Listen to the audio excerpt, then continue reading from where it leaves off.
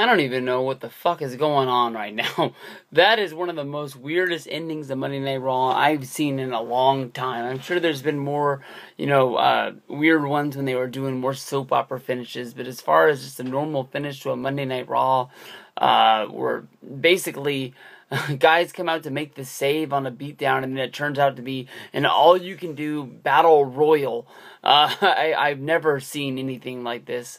Right now, we got Cena in the ring handing out FUs to anybody who wants one. Heath Slater and Bo Dallas laying down for the for the count there. Cena's looking strong as it goes down. But honestly, tonight's main event was one that could have been the main event of the Hell in the Cell pay-per-view.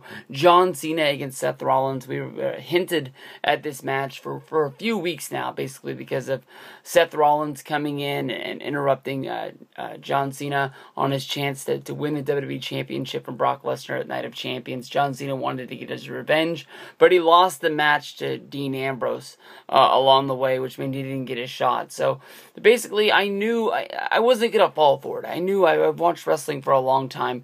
I knew that this match wasn't going to have a real finish for it. But honestly, this match sort of really won me over. It started out a little slow. It didn't really have the exact feel to it of a big John Cena match when he's going after revenge.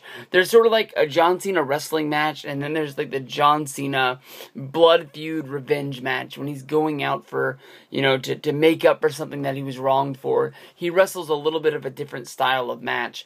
In this one, it started out a little bit slow, basically with Cena having to fight three guys at once. Rollins, who was inside of the ring, and then you had Mercury, and you had Noble on the outside. Every time they would go to the outside, these guys were the masters of the cheap shots. Even at one spot,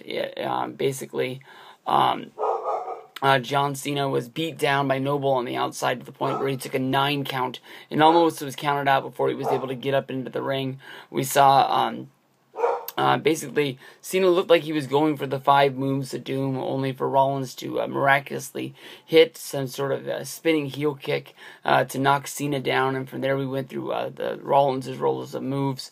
He hit the sliced bread on him, and there was a few times when it looked like Rollins really had Cena down, and maybe they were going to give him sort of like that Cesaro big push out of the middle of nowhere. Well, we know that Rollins is a big deal. He's Mr. Money in the Bank, but that thing doesn't really mean anything because there's no champion for him to cash in on.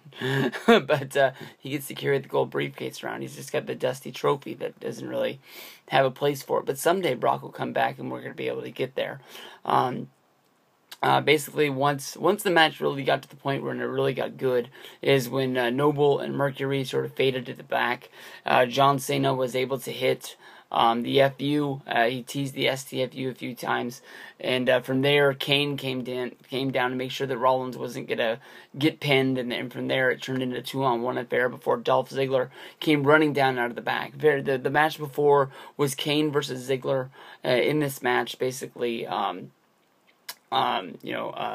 Kane started beating him down, and then Rollins came down to jump onto Ziggler, basically because another part earlier in the match, Cena was talking to Ziggler, and it looked like he was trying to get him to join his team to go up against the Authority. Ziggler isn't a guy who's really had problems with the Authority, but Ziggler's a guy that really is going to have a good match no matter what you do with him anywhere on the card.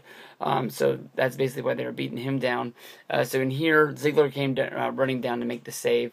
And then out of the middle of nowhere, just a 2-on-2 battle going down, trying to think if Orton's going to come down and make the save or not. And then all of a sudden they show out of the back, it's like Goldust, Stardust, Swagger, and like 15 guys come running down, and they don't really come down to break up the melee like the Brock versus Cena brawl the second week Brock was back after WrestleMania 28. They just started fighting each other like it was a battle royal out there. It was really weird.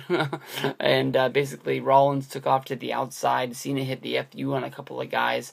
Triple H and Stephanie and the Authority stood at the top of the ramp watching everybody fight down in the ring, and sort of looked like they had won one for the good guys. And I don't know what they were cheering for.